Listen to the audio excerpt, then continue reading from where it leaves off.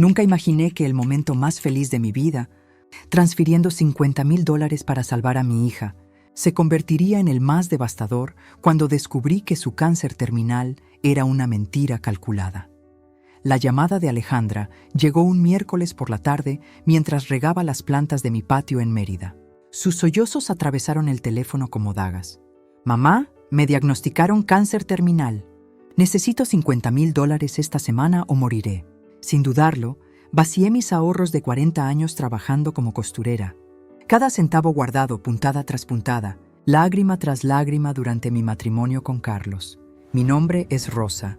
Tengo 70 años y lo que estoy a punto de contar cambió mi vida para siempre. Esta es una historia que te va a desgarrar tanto como me desgarró a mí.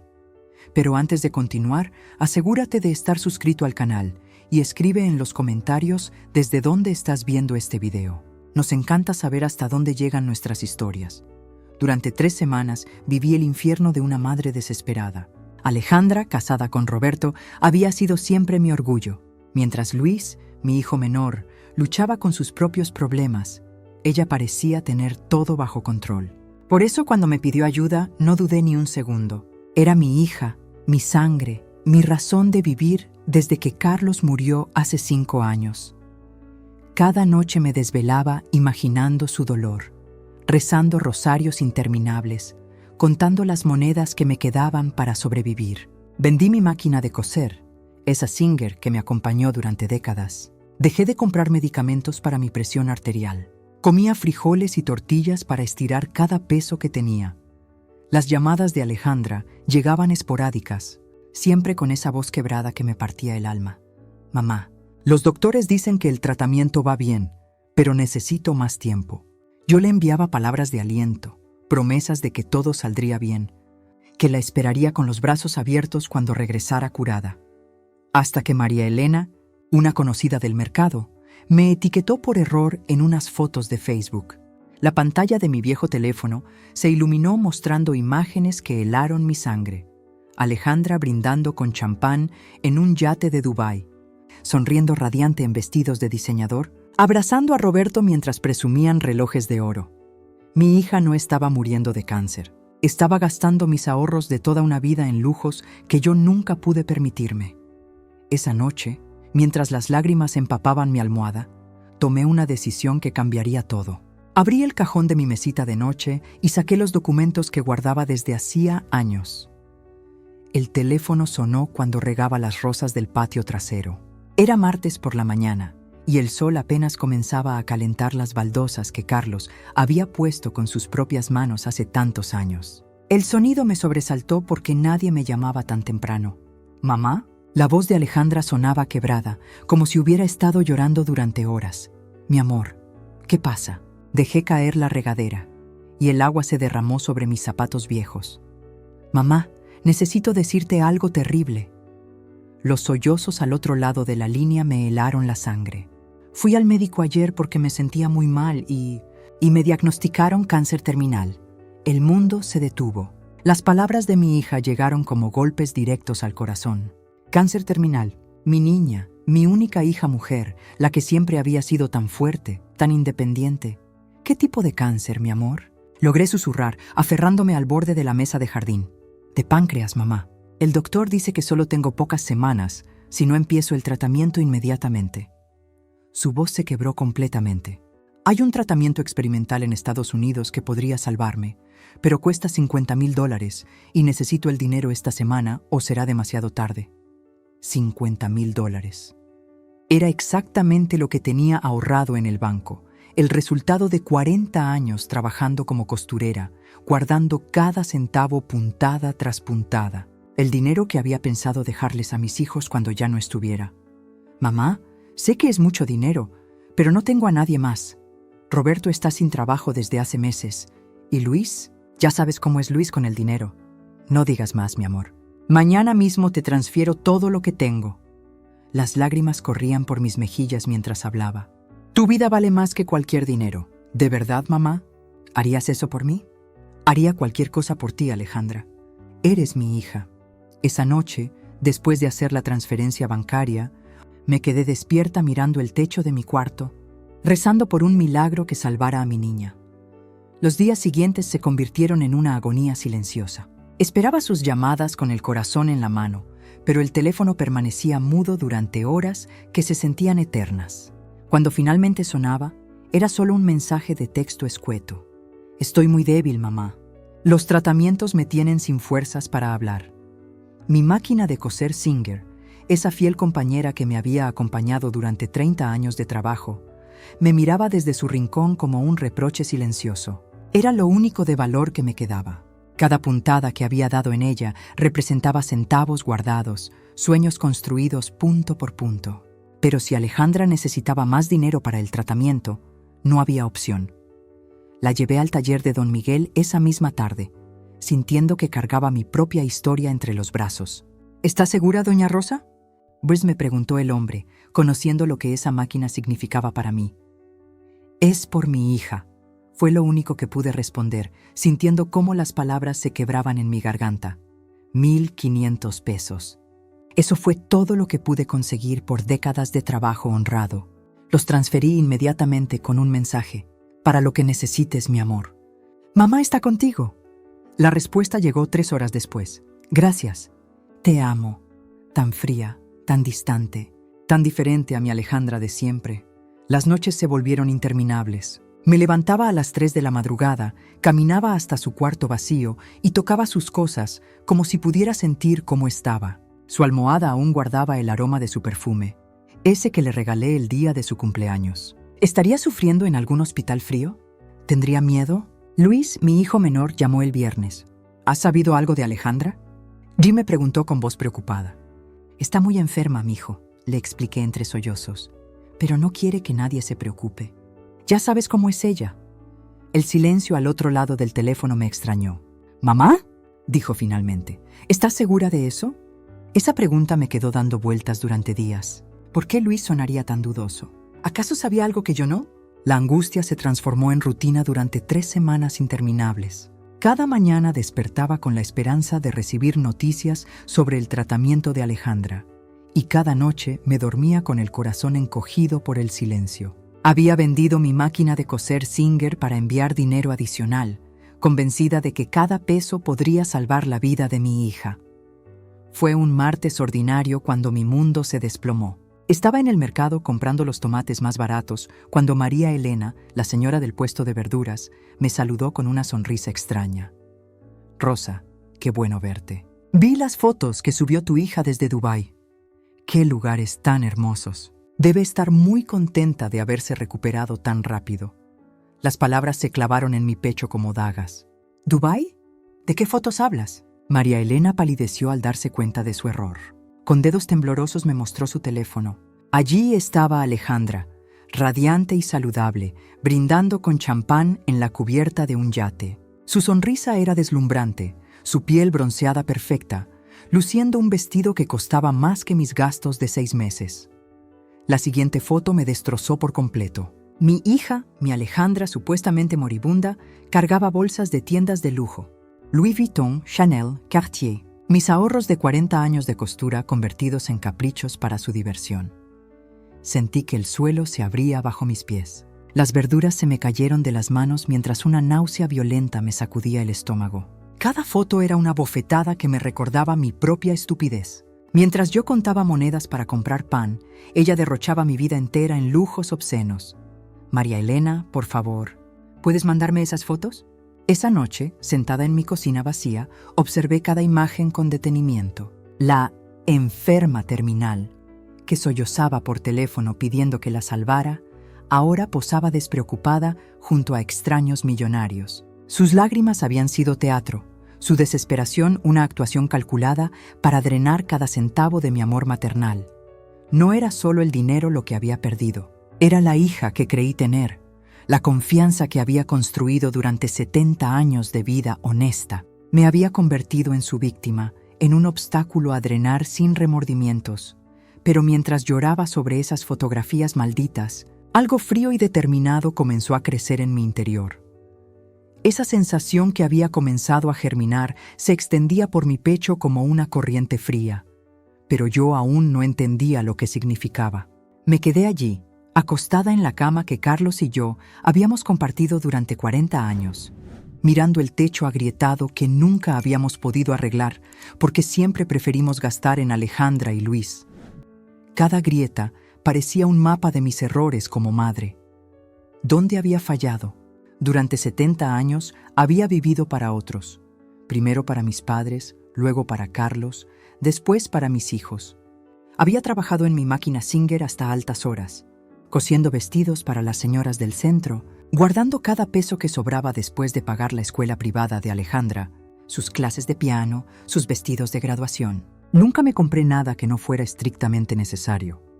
Las manos me temblaban mientras sostenía una de las fotos impresas. Alejandra brindaba con champán en la cubierta de un yate, llevando un vestido que costaba más que mi renta de 6 meses. Su sonrisa era radiante, completamente libre de culpa o remordimiento. Era la misma sonrisa que me había dado de niña cuando le regalé mi anillo de bodas para que pudiera comprarse el vestido de quinceañera que tanto quería. Me levanté tambaleándome hacia el espejo del tocador. La mujer que me devolvía la mirada era un fantasma. 70 años de sacrificios marcados en cada arruga, en cada cana, en la espalda encorvada de tanto inclinarme sobre la máquina de coser. Había trabajado tanto para darles todo que me olvidé de reservar algo para mí misma. Ahora era una sombra en mi propia casa, invisible hasta para mi propia hija. «Mamá, me voy a morir», había sollozado por teléfono. Y yo le creí cada palabra, cada lágrima.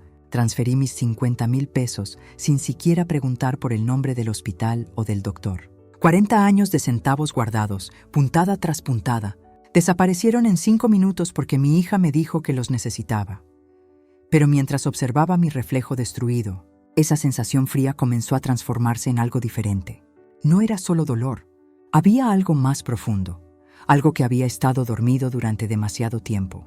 Una chispa de la mujer que fui antes de convertirme en madre abnegada, antes de perderme en la identidad de esposa perfecta. Algo que creía muerto comenzaba a despertar, lenta pero implacablemente, dentro de mí. Me levanté del espejo y caminé hacia mi cuarto con pasos que parecían más firmes que en semanas. Esa chispa que había comenzado a brillar en mi pecho necesitaba combustible y sabía exactamente dónde encontrarlo. Abrí el cajón de mi mesita de noche con manos que ya no temblaban. Ahí estaban, organizados como siempre los había mantenido, todos los documentos de mi vida. Las escrituras de esta casa que compré sola después de vender la máquina de coser de mi madre. Los certificados de los cursos de contabilidad que tomé en secreto mientras Carlos creía que iba a misa de tarde. Las libretas donde registré cada peso que ahorré durante 40 años de trabajo silencioso. Saqué la carpeta azul donde guardaba las transferencias bancarias. 450,000 pesos transferidos en 3 movimientos diferentes. Mi cuenta de ahorros vaciada completamente. Pero no era solo dinero lo que había perdido.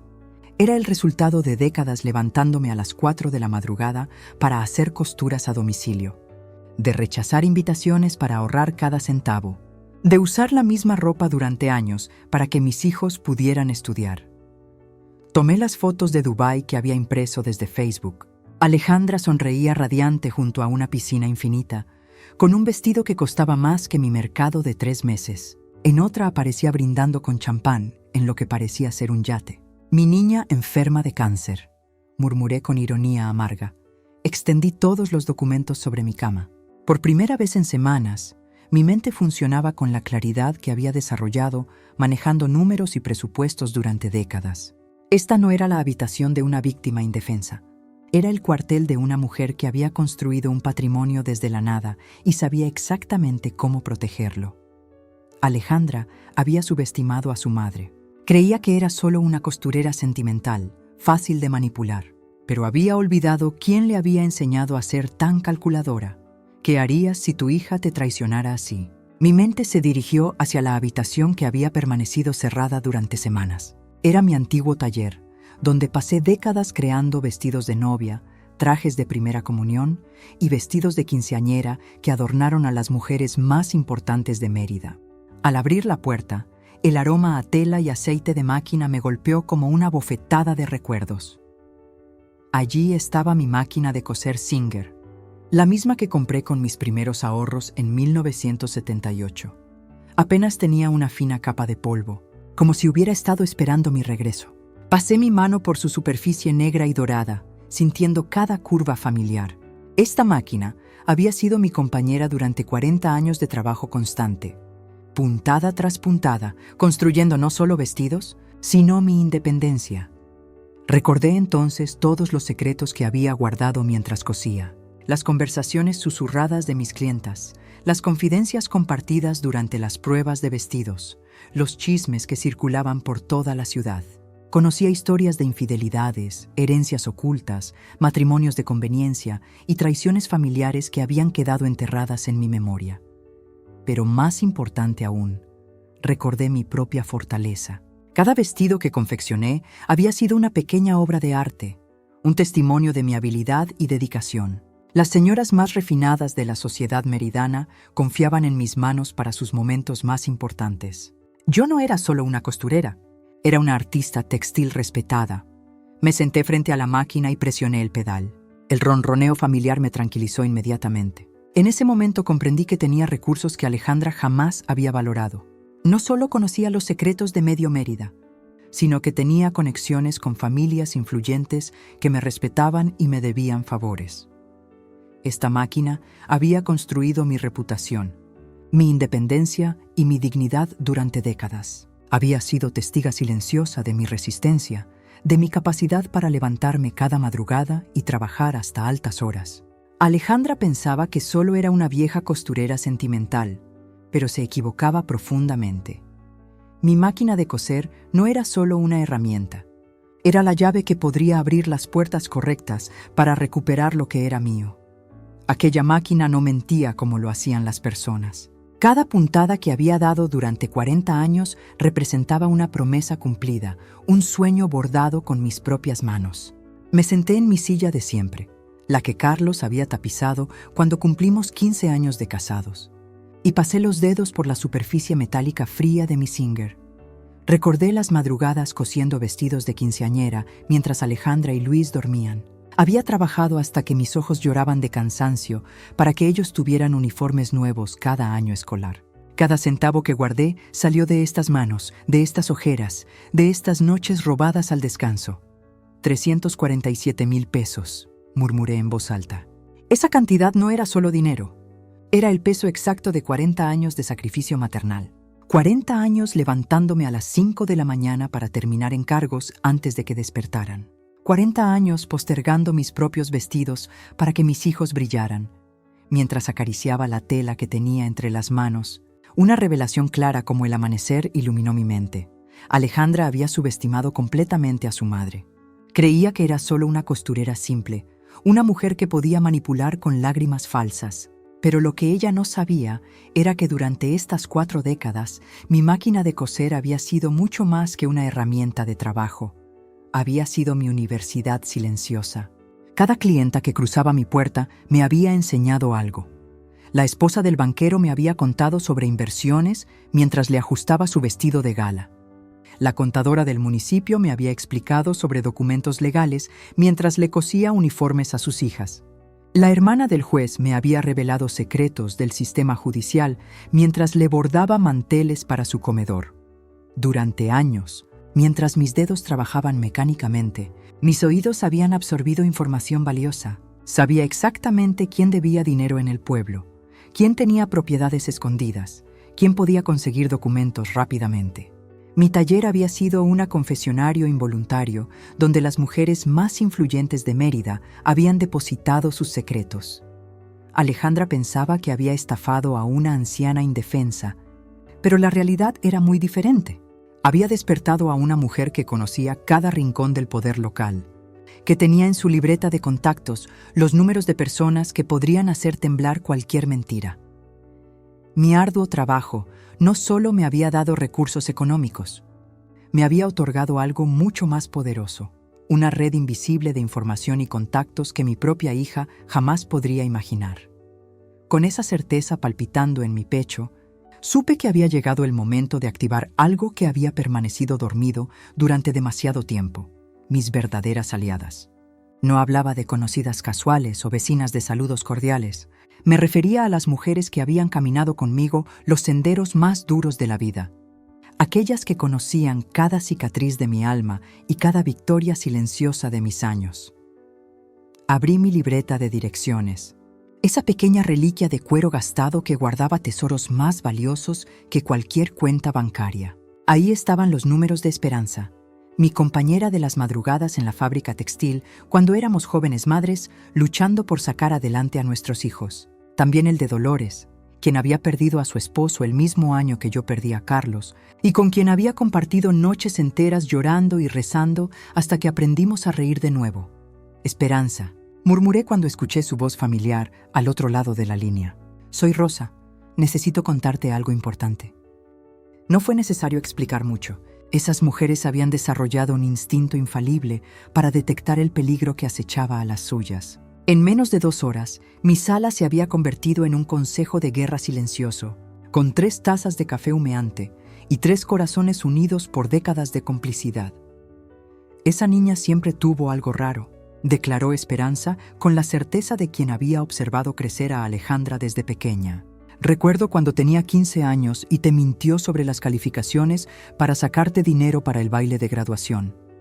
Dolores asintió gravemente. Y yo nunca te dije nada, Rosa, pero una vez la vi en el centro comercial comprando ropa carísima cuando supuestamente estaba sin trabajo. Me extrañó, pero pensé que tal vez Roberto la estaba manteniendo bien. Cada palabra de mis amigas era como una pieza de rompecabezas que finalmente encontraba su lugar. No había sido una madre ciega por el amor maternal. Había sido una mujer generosa, rodeada de testigos silenciosos que habían respetado mi decisión de confiar en mi hija. ¿Qué vas a hacer?, preguntó Esperanza, y en sus ojos vi el reflejo de mi propia determinación. Sonreí por primera vez en semanas, sintiendo cómo la fuerza de nuestra hermandad se fusionaba con mi propia resolución. Esa noche, cerré los ojos por primera vez en semanas sin que el insomnio me carcomiera. La conversación con Esperanza había sido como encontrar la llave que faltaba en un candado oxidado. Ya no era solo Rosa, la madre traicionada. Era Rosa, la costurera que había construido un imperio silencioso puntada tras puntada. Me levanté antes del amanecer, como había hecho durante 40 años, pero esta vez no para coser por supervivencia, sino para planear. Preparé mi café en la taza que Carlos me había regalado en nuestro 10º aniversario y me senté en la mesa de la cocina con mi libreta de cuentas, la misma donde había anotado cada peso ganado, cada sacrificio hecho. 387,500 pesos, murmuré, viendo la cifra que Alejandra había vaciado de mi cuenta. Pero mientras trazaba números en el papel, sonreí con una frialdad que me sorprendió. Ella había tomado mis ahorros, sí, pero no sabía nada de mis verdaderos recursos.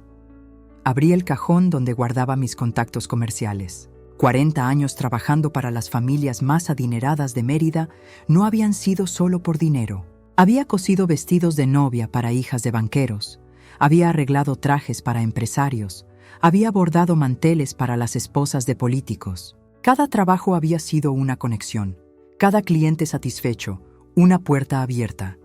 Señora Mendoza del banco, anoté en mi libreta. Me debía 3 favores desde que le cosí el vestido de graduación de su hija.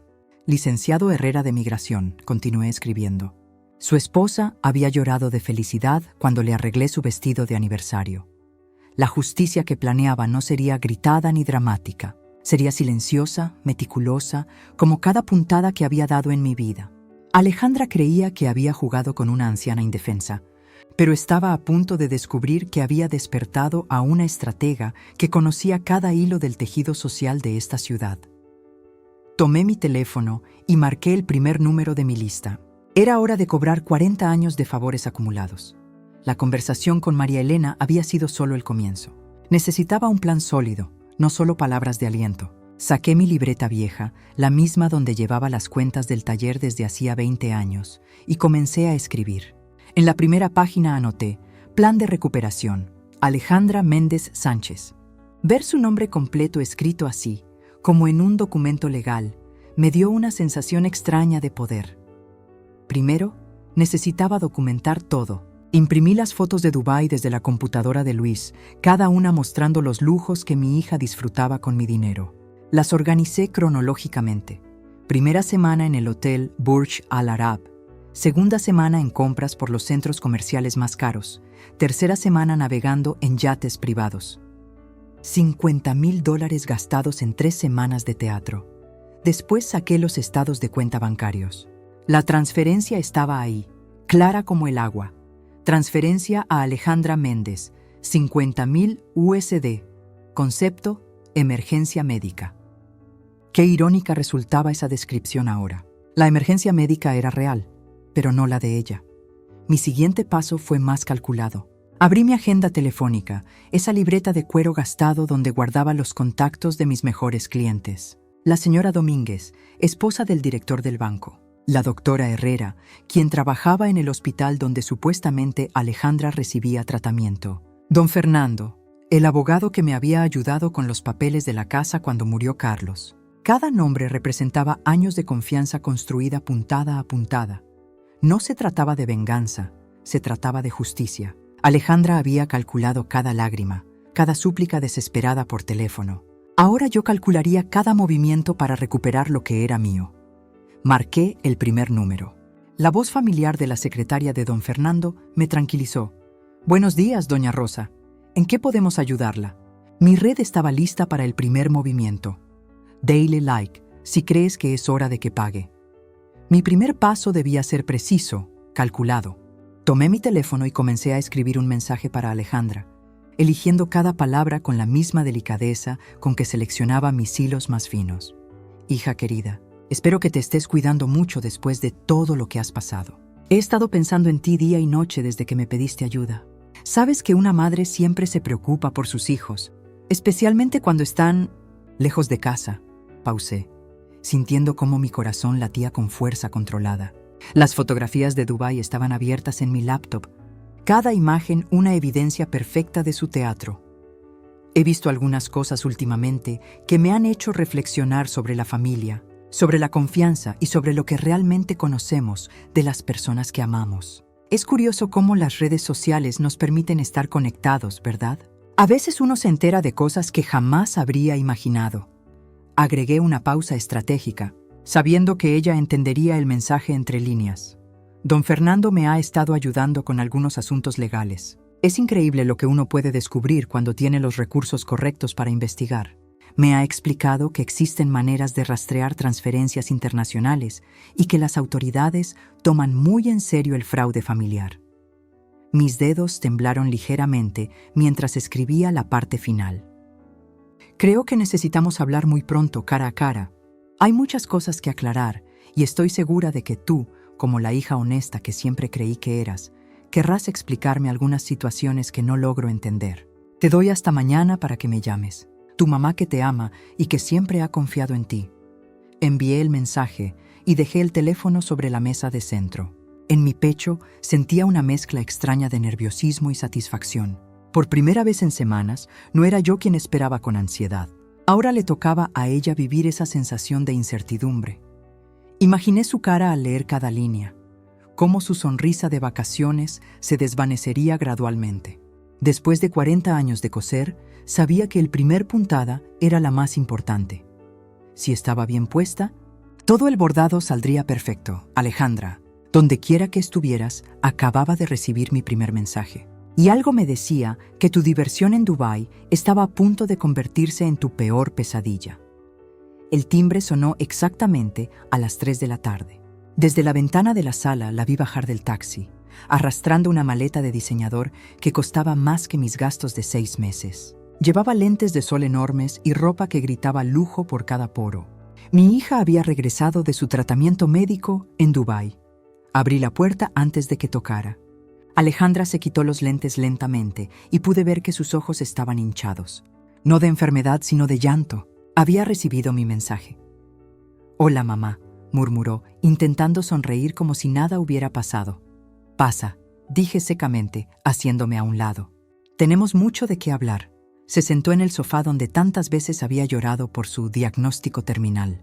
Yo permanecí de pie, con los brazos cruzados. El silencio se extendió hasta que fue insoportable. «Mamá, ¿puedo explicarte?» «¿Explicarme qué?», la interrumpí. ¿Cómo el cáncer terminal se cura con champán en yates de lujo?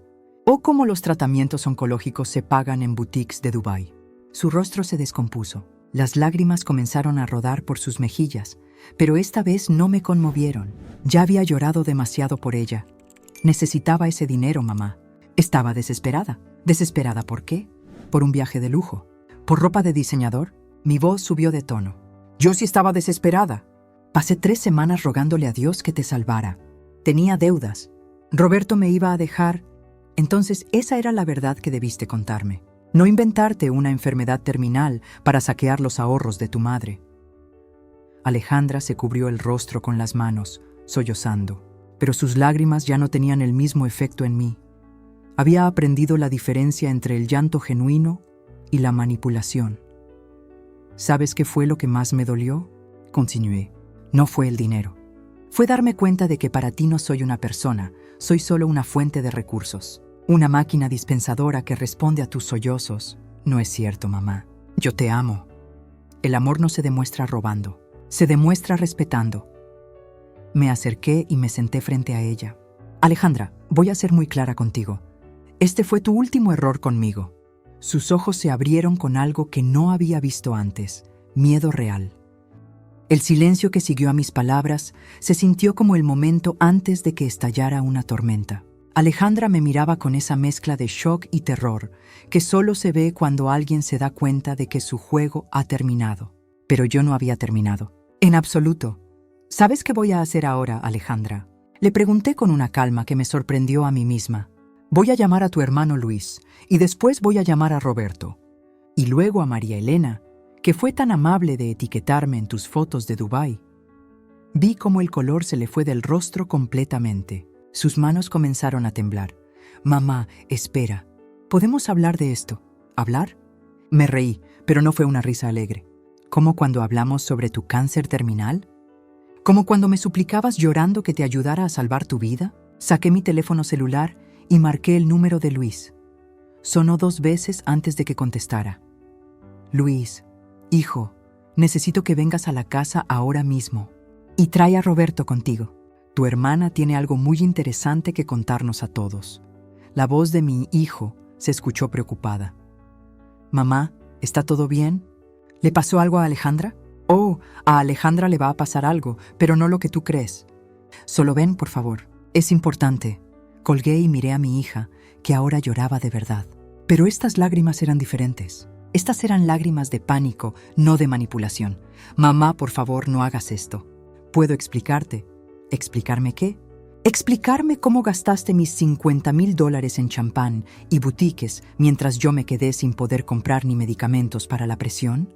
Mi voz se hizo más fuerte. ¿Explicarme cómo dormiste tranquila sabiendo que tu madre se desvelaba rezando por tu vida? Alejandra se desplomó en el sofá, cubriéndose la cara con las manos. No sabes lo que estás haciendo. ¿Esto va a destruir a la familia? No, mijita. Tú ya destruiste a la familia el día que decidiste que yo era solo una cuenta bancaria con patas. El timbre sonó. Luis y Roberto habían llegado más rápido de lo que esperaba. Me dirigí hacia la puerta, sintiendo como cada paso era más firme que el anterior. Rosa, ¿qué pasa? Luis estaba muy preocupado, dijo Roberto al entrar. Siéntense, por favor. Lo que van a escuchar va a cambiar todo lo que creían saber sobre esta familia. Los números de mis contactos comenzaron a recibir mis mensajes. Las siguientes horas fueron como ver caer fichas de dominó. Las redes sociales se convirtieron en un tribunal implacable, donde cada comentario era una sentencia. Los vecinos que antes saludaban a Alejandra con respeto, ahora cruzaban la calle para evitarla. María Elena me contó que la vio en el supermercado, intentando hacer compras, mientras las otras mujeres susurraban a su paso, señalándola con dedos acusadores. Rosa, es impresionante cómo cambió todo, me dijo por teléfono una de mis clientas más antiguas. Mi hija trabaja en el banco donde Alejandra intentó abrir una cuenta nueva ayer. Cuando vieron su nombre en el sistema, le dijeron que no podían atenderla. Al parecer, ya hay una investigación en curso por fraude familiar. Roberto llamó esa tarde, su voz quebrada por la desesperación. Doña Rosa, por favor, usted tiene que ayudarnos. Perdí el trabajo. Mi jefe vio las publicaciones y dice que no puede tener empleados asociados con escándalos de estafa familiar. Los papás de los compañeritos de mi hijo ya no quieren que juegue con él. Alejandra no para de llorar y yo colgué el teléfono sin responder. No había nada que decir. Las consecuencias naturales de sus actos estaban funcionando mejor que cualquier venganza que hubiera podido planear. La comunidad había hablado, y su veredicto era claro y contundente. Esa noche, mientras bordaba en mi sala, escuché un auto detenerse frente a mi casa. Por la ventana vi a Alejandra bajarse, su rostro hinchado por el llanto, su ropa arrugada. Tocó la puerta con golpes desesperados. «Mamá, por favor. Tenemos que hablar. Esto se salió de control». No me moví de mi silla. Seguí bordando mientras sus súplicas se hacían más intensas. «Mamá, ya no tenemos dónde vivir. Roberto perdió todo. Los niños están preguntando por qué todo el mundo nos trata mal». Después de media hora, el silencio volvió. Cuando me asomé, ya se había ido. En el buzón encontré una carta temblorosa. «Perdóname, mamá. No sabía que todo iba a llegar tan lejos. Por favor, ayúdame a arreglar esto». Sonreí por primera vez en meses. La justicia tenía su propio ritmo perfecto, y yo apenas había tenido que empujarla suavemente para que corriera su curso natural. Guardé la carta en el cajón junto con las fotografías impresas y los extractos bancarios. Todo el rompecabezas estaba completo, cada pieza de evidencia documentada con la precisión de quien había aprendido a no dejar cabos sueltos. Durante 40 años como costurera, había desarrollado una paciencia infinita para los detalles, y ahora esa misma meticulosidad se había convertido en mi arma más poderosa. La transformación era completa. Ya no era la madre ingenua que había transferido $50,000 sin hacer preguntas. Me había convertido en alguien que entendía perfectamente el valor del poder silencioso, de la información guardada en el momento preciso, de la justicia que se sirve fría pero efectiva. Luis llegó esa tarde con Roberto, ambos cargando una expresión de respeto que antes nunca había visto en sus ojos. «Mamá», dijo Luis, «queremos que sepas que estamos impresionados por cómo manejaste todo esto». Roberto asintió, con una humildad genuina que contrastaba dramáticamente con su arrogancia anterior. «Doña Rosa, nunca imaginé que usted tuviera tantos recursos. Fue brillante». Me serví una taza de té en mi mejor porcelana, la que había heredado de mi madre, y que ahora volvía a usar con orgullo. «Hijo mío», le dije a Luis mientras Roberto escuchaba atentamente, «hay una diferencia entre ser subestimada y ser realmente débil. Durante décadas permití que me vieran como la costurera silenciosa, pero todo ese tiempo estuve construyendo, ahorrando, aprendiendo. Cada puntada era un paso hacia mi independencia. La casa se sentía diferente ahora. El aire mismo parecía más limpio, como si la verdad hubiera barrido años de tensiones acumuladas. Los muebles que Carlos y yo habíamos comprado con tanto esfuerzo brillaban con una dignidad renovada. Esta era mi casa, mi territorio, mi reino construido con sacrificio y defendido con inteligencia. Roberto se aclaró la garganta. «Doña Rosa, si me permite decirle, creo que Alejandra finalmente entendió que cometió el error más grave de su vida. Perder la confianza de una madre como usted, eso no se recupera fácilmente». Sonreí, sintiendo una paz profunda que no experimentaba en meses. La justicia no siempre llega de la forma que esperamos, pero cuando llega, tiene una dulzura incomparable. Si esta historia te recordó tu propia fuerza interior, recuerda que nunca es tarde para reclamar tu poder. Los días comenzaron a cambiar de una manera que jamás imaginé. El teléfono, que durante tantos años había sido mi enemigo silencioso, ahora sonaba con frecuencia trayendo voces diferentes. Voces que habían escuchado mi historia a través de María Elena y otras conocidas del mercado. «Señora Rosa, yo también pasé por algo parecido», me confesó por teléfono una mujer llamada Patricia, cuya voz temblaba al contarme cómo su propio hijo le había mentido sobre una supuesta emergencia médica. «Usted me dio valor para enfrentarlo. Gracias por mostrarme que no estaba sola». Cada llamada era como un abrazo inesperado. Durante 40 años trabajando como costurera, guardando cada centavo puntada tras puntada, había vivido en la invisibilidad. Era la madre que daba, que se sacrificaba, que permanecía en silencio. Ahora, por primera vez en mi vida, la gente me veía realmente. Doña Carmen, del puesto de verduras, me detuvo en plena calle. «Rosa, usted es una inspiración». Mi nuera también me estaba manipulando, pero después de escuchar su historia, puse límites claros. Sus ojos brillaron con una determinación que reconocí como propia.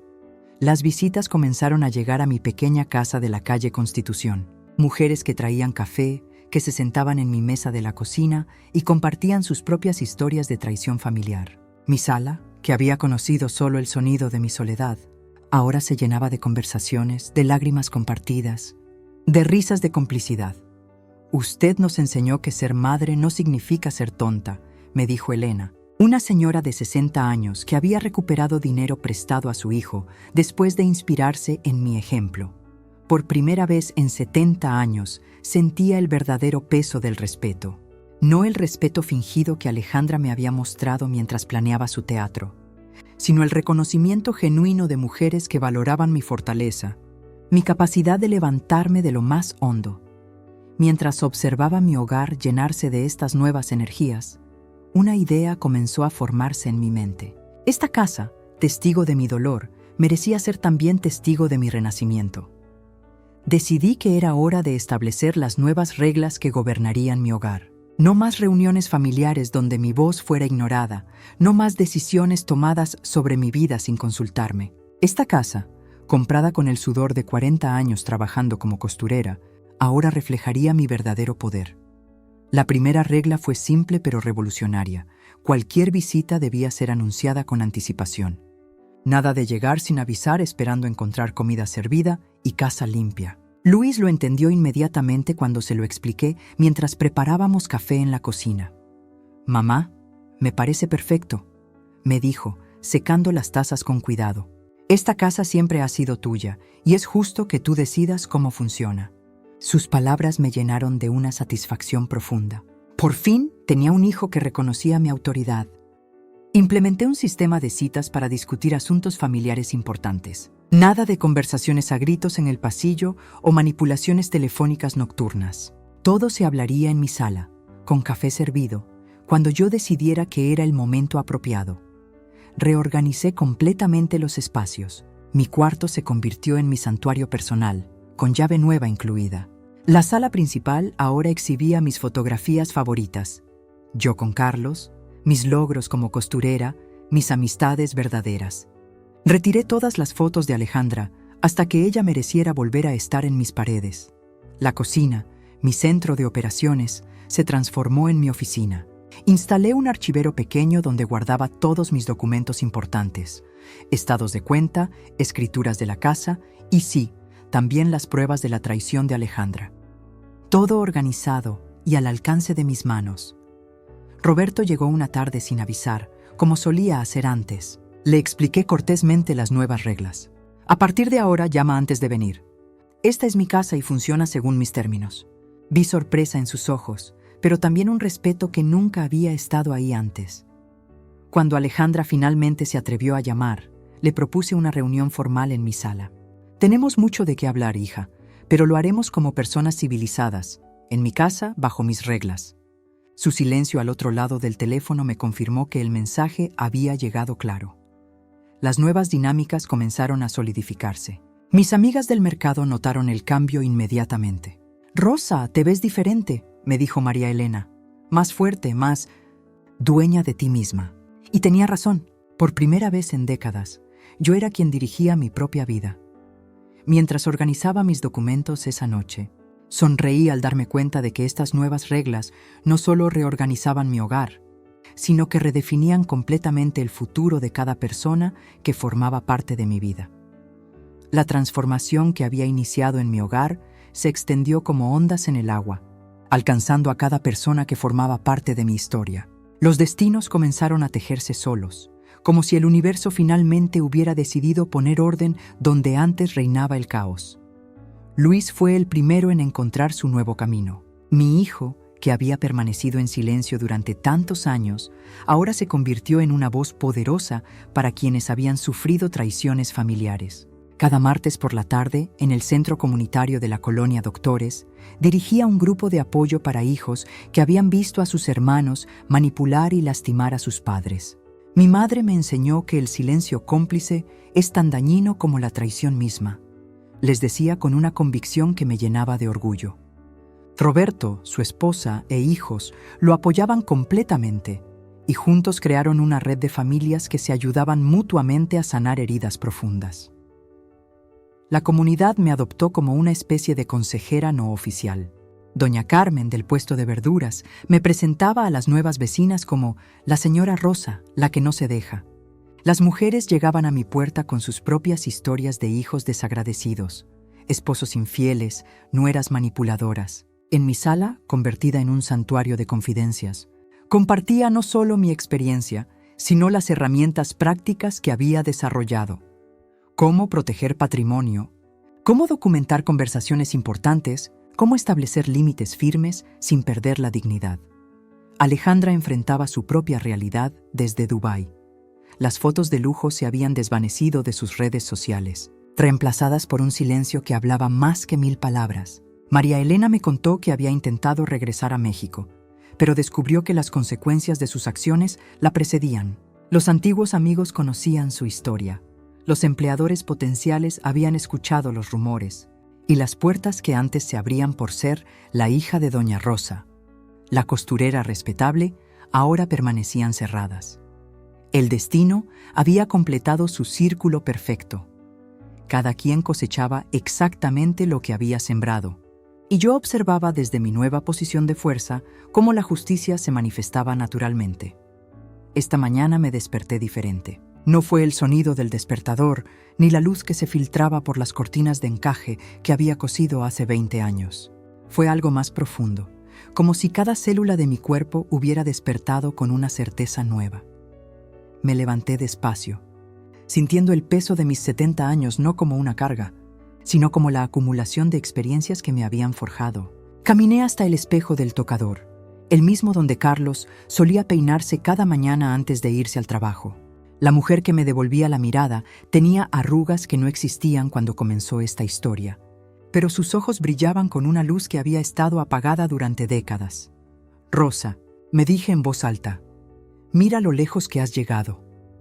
Recordé a la mujer que era hace apenas unos meses. Esa Rosa que se disculpaba por existir, que guardaba silencio cuando debía hablar, que daba todo sin pedir nada a cambio. Esa Rosa que creía que amar significaba desaparecer para que otros brillaran. Qué equivocada estaba. Cada traición, cada mentira, cada lágrima derramada en soledad había sido un martillazo que me fue moldeando. Al principio dolió tanto que pensé que me rompería completamente. Pero el hierro no se rompe con el martillo. Se fortalece, se purifica, se convierte en acero. Abrí mi diario, esas páginas amarillentas donde había volcado mis pensamientos más oscuros y mis revelaciones más brillantes. Releí algunas líneas que había escrito en mis noches más difíciles. No sé si podré perdonarme por haber sido tan ciega. Sonreí con ternura hacia esa Rosa del pasado, la que aún se culpaba por la crueldad ajena. Tomé la pluma y escribí: «Hoy entiendo que la ceguera no fue mía, sino de quienes no supieron ver mi verdadero valor. Y eso, querida Rosa, nunca fue tu responsabilidad. Las lecciones aprendidas pesaban en mi corazón como tesoros. Había descubierto que el amor verdadero no mendiga ni se humilla. Había aprendido que decir no me convertía en mala persona, sino en una persona que se respetaba. Había comprendido que mi bondad no era una debilidad que otros podían explotar, sino una fortaleza que debía proteger. Cada cicatriz emocional había sanado convirtiéndose en sabiduría. Ahora sabía reconocer la manipulación desde la primera palabra. Podía detectar la falsedad en una sonrisa calculada. Podía distinguir entre quien me necesitaba genuinamente y quien solo quería aprovecharse de mí. Cerré el diario y me preparé. El mundo necesitaba escuchar esta historia. Aquí estoy, sentada en mi nueva oficina del bufete de abogados especializado en fraudes familiares. Sí, a los 70 años me convertí en consultora para casos como el mío. Cada mañana llegan mujeres con los ojos hinchados de llorar, cargando carpetas llenas de comprobantes, fotos y conversaciones que prueban traiciones similares a la que viví. Mi historia se volvió un testimonio que ayuda a otras madres a reconocer las señales. Les enseño a documentar, a guardar pruebas, a no transferir dinero sin verificar. Les muestro cómo Alejandra usó mi amor contra mí, como cada lágrima falsa tenía un precio calculado. La semana pasada, una señora de Campeche me trajo capturas donde su hijo le pedía dinero para una operación urgente, mientras las fotos lo mostraban en Cancún. Le dije exactamente qué hacer.